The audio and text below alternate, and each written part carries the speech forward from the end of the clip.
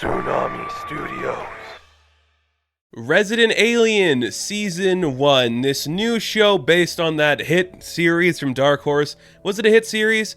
I don't know. I actually never read the comic book, which is kind of surprising because it seems like it'd be right up my alley if it's anything like this show.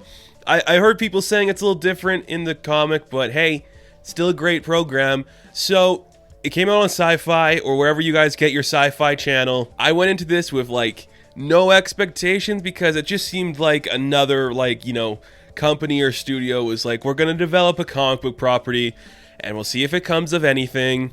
To my surprise, and I'm really glad it was a surprise, this really blew me away. I think this was a really, really well-made program that knew the style and the tone and the feel it was going for, and I would describe that tone as if you took the X-Files mystery and intrigue, kind of like the Monster of the Week feeling thing, and you mixed it with, the slow, sarcastic burn of something like Fargo. If you combine those two worlds, that's a pretty good feel for the show of Resident Alien. So, let's follow the adventures of Harry Vanderspiegel, and he is played by Alan Tudyk, who is just on another level of acting when it comes to almost every performance he does. I cannot tell you how many times I audibly laughed and gasped and just, cheered at his performance in this show. He is just one of the best physical actors working today. He's got one of those faces that can just do any expression. He knows how to react properly to a situation.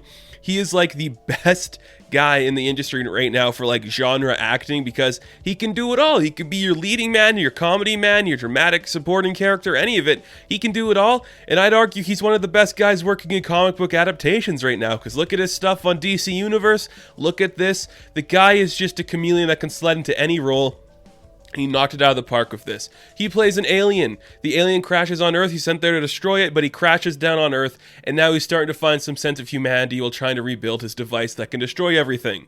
So, you take the fish out of water scenario, you give it to Alan Tudyk, and he is acting his ass off. Just he's so good at capturing that essence of kind of trying to fit in like a human, but missing the emotional and resignative connections that humans have. It's amazing. It's a performance that is completely held together by him because nobody else could do it the way he does. He just understood exactly how to act, how to behave, how to present himself in the world and the characters around him. It worked incredibly well. Does the whole thing hinder on his performance? No. A lesser supporting cast, and it would.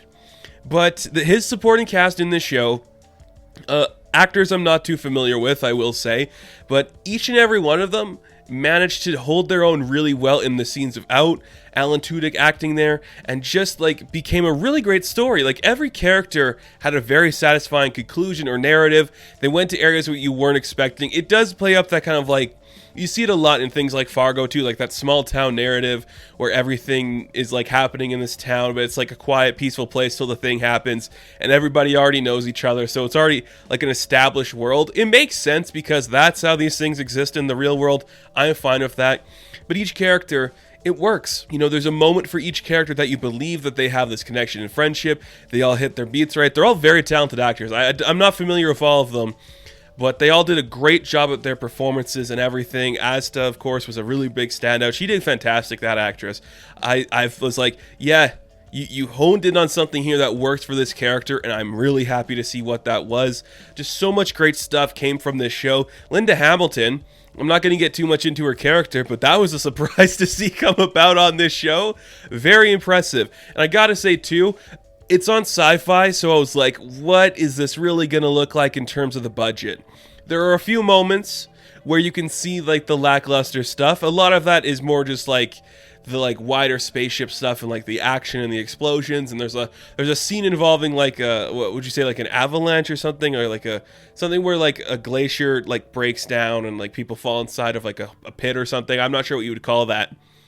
But that scene, it didn't look the best, but again, it looked good. The stuff, though, that blew me away, that I wasn't expecting us to get this much of, was the stuff with the practical suit for Harry, where he was actually in the alien-looking suit. It looked like it was, prosthetics and, actual makeup and VFX and stuff. It looked really good. It had a certain aesthetic to it that felt right for what they were saying. It just breathed well. It looked good. The costume was fantastic. Again, a great performance from that. And it's just like, that's very impressive. Because that could have easily been something that deteriorated this show. Where you're just like, oh, you don't believe that the alien looks as good as it does. But they made the alien look great. I was really impressed with that. There's some great stuff with him in the actual, like, practical effects for the costume that looks really cool to see. I really like this show. It just struck that right balance that is so rare to find anymore, where you get, like, the serious drama. There's a murder mystery going on. We are figuring out a murder in this town. We have the sheriff and the deputy and the mayor's wife and their son, and how he's trying to figure out what's going on with Harry over here, and, like, how it relates to everybody in this story. You are figuring out this story with them, which is very cool to see. But you also got like that comedic element that's being played up, because it's like, it's aliens. We know they're funny and cute. We're going to do some weird stuff. You know, like people are going to make jokes. They're going to laugh at each other. They're going to have fun. There's going to be a sense of comedy that Harry doesn't really know what's going on. And again, Alan Tudyk just knew exactly what he was doing with this. It was such a great and brilliant performance. And the comedy, it actually landed. Like, nothing about the comedy to me was flat or annoying or invasive. There's certain moments where you're like, oh, this joke, it's not the best joke, but it lands. It didn't miss the beat. You know, every joke worked. Every joke was exactly narratively satisfying, and it worked perfectly to the last joke. Like, there was no, like, sense of humor or dramatic beat or any of the tone that felt out of place for the story they were telling us. You'd kind of expect for a show like this that there'd be, like, a huge cliffhanger for the end of the season, but it goes out on a very high note that felt very obvious for what the show was setting up, and I like seeing that. It didn't have to, like, oh, go over the top. You guys know what it is? There's your finale. There's a surprising amount of great cameos in here. I'm not going to spoil all of them for you, but it works really well with what we saw for this show. I really, really like this. It just came out of nowhere for me, and I'm like, it's a comic book thing? Okay, I like that. It's Alan Tudyk. Again, he should win an award for his performance in this show. I know he won't, because genre does not do well at award season for some reason, but you cannot tell me that his performance in this show is some of the best stuff you've ever seen. It is literally some of the best stuff on television currently, because he is just doing the physical performance, the speech patterns in his voice, the way like he blinks, the way he moves, everything he does is perfect. There is nothing upsetting about his performance that makes you go, this sucks. He got it right away, and it worked from the beginning. That is impressive, and that is very cool to see. This show was such a surprise for me. I encourage all of you to check it out, because it's not going to be what you're expecting. It is funny, it is lighthearted, it's got the serious moments, it's got the dramatic moments.